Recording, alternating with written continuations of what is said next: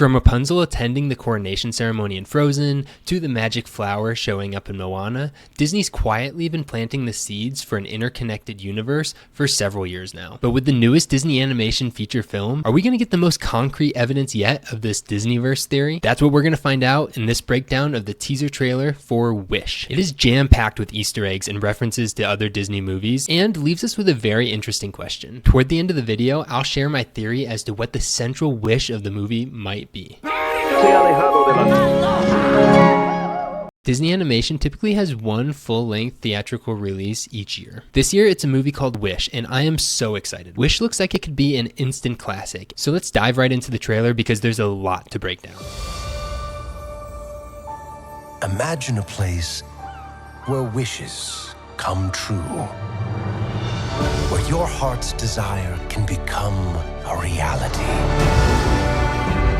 Alright, the trailer begins with the Disney Castle animation. In the background, we can see the Matterhorn Mountain from Disneyland and Pride Rock from Lion King. We also get the Disney 100 logo in the front, reminding us that this is the culmination of 100 years of Disney magic. Wishes have been a central theme of Disney movies for the last century, and this movie looks to tie them all together. Okay, so the first voice we heard was that of King Magnifico, who's played by Chris Pine, who you might recognize from Star Trek or Wonder Woman. And we get our first look at Rosas, or the Kingdom of Wishes, which is a fantastical and beautiful land located off the Iberian Peninsula and will be the main setting for this. The animation style is immediately recognizable as a shift from the more recent computer animated films from the studio. This one combines Disney's classic watercolor animation with newer computer generated graphics to create this stunning visual. We've seen a bit of a trend in this direction recently with movies like Spider-Man Into the Spider-Verse, The Bad Guys, Teenage Mutant Ninja Turtles, and others. Although it's noteworthy that Wish will be using the standard 24 frames per second to create a unique and distinct cinematic experience. Our main character is a 17-year-old named Asha. The name Asha means desire, hope, or appropriately wish in the Hindi language. And there's some debate as to whether or not Asha will end up being a princess. If Asha is not technically a princess in this movie, it would make her similar to Mirabelle from the recent Encanto. Either way, she looks to be another strong addition to the lineup of female Disney protagonists. Asha is voiced by Ariana DeBose, who you might recognize from West Side Story, and even was in Hamilton. This movie is rumored to have Disney Easter eggs and references scattered throughout, and if the trailer's any indication, that seems to be true. This clip with the dandelion mirrors a similar scene with Belle in Beauty and the Beast. This trailer, and presumably this movie, will focus a lot on symbolism related to making wishes. Blowing on a dandelion is the first one that we see. Alright, next clip.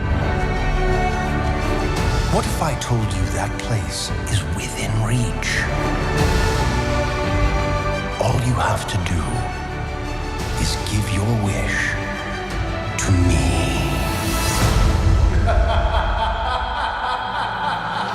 Okay, this shot of Asha looking out over the kingdom mimics a similar scene in Sleeping Beauty. And this looks very similar to Rapunzel from Tangled. We see these crystalline bubble-looking things that are actually physical manifestations of wishes. And this is reminiscent of Cinderella singing while cleaning, and also a shot from Raya and the Last Dragon. In fact, this wish symbolism is included on the pattern of the floor. There's a circle in the middle, likely representing the blue bubble-like wishes that we just saw. And surrounding that circle are two stars, likely referencing the star that Asha wishes on later in the movie. King Magnifico's voice quickly turns from sounding helpful to evil as we recognize that he's going to be the villain of this film. Several recent Disney animated movies such as Encanto and Strange World have strayed from having an outright villain. This marks a return to a character archetype that is wildly popular amongst Disney fans. As Asha runs away through the woods, we're reminded of a similar scene from Snow White and the Seven Dwarfs. And now we get to the real heart of the trailer. I wish. Whoa, whoa! What was that? Wow, there's a lot to unpack here. We get the scene of Asha standing on a wishing tree, looking up at the stars and making a wish. This is obviously reminiscent of so many Disney movies, especially The Princess and the Frog, Please, please, please. Pinocchio. I wish I might have the wish I make tonight. But also reminds us of others like Peter Pan, The Rescuers, The Lion King, Tangled, and many more. The trailer cuts before we get to hear what Asha wished for. I wish.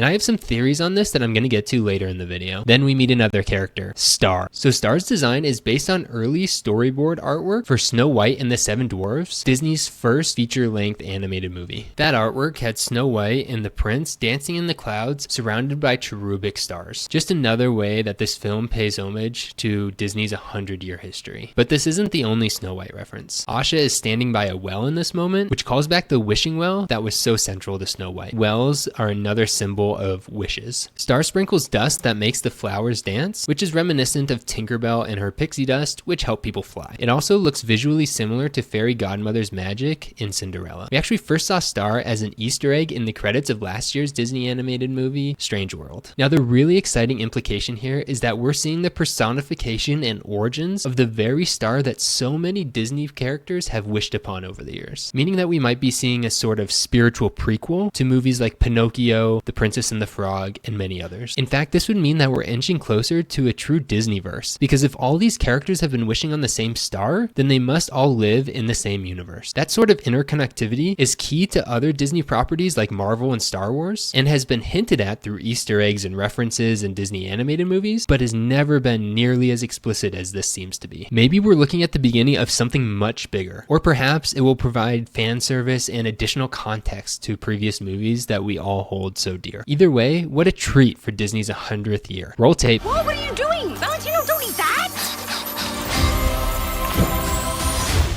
It didn't work. When does the magic happen, huh? I'm talking. I am talking. Ha! Who knew my voice would be this low? So I look up at the stars to guide me.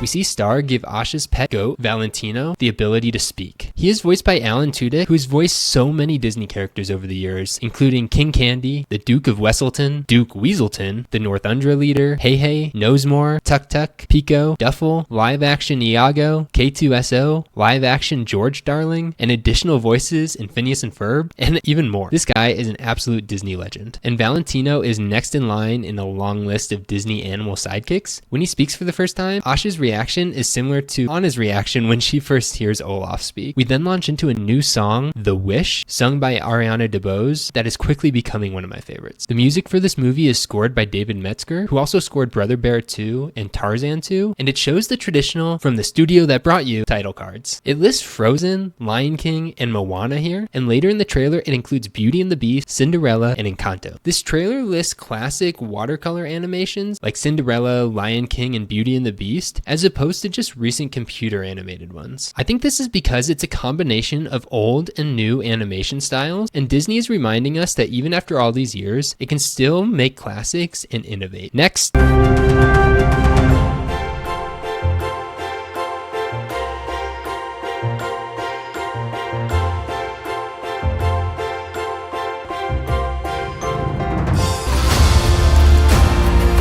Alright, so Asha comes out of the leaves just like Alice in Wonderland. King Magnifico addresses his subjects who don't seem to know that he's evil in a similar way that King Trident does in The Little Mermaid. We then see Asha's friends and family in the crowd. On the left, there are 7 friends known as the Teens, who some have speculated might represent the 7 dwarfs from Snow White. Asha's mom is holding Valentino, and next to her is Asha's grandfather, who's 100 years old. We know that he'll be involved in at least some part of the plot, because it was revealed at D23 that Asha interviews to be a sorcerer's apprentice, which is a Mickey Mouse reference, to King Magnifico, and during that interview, she pulls her grandfather's wish down and asks King Magnifico to grant the wish, but he refuses, setting us off on the journey that will likely take us throughout the movie. Last clip.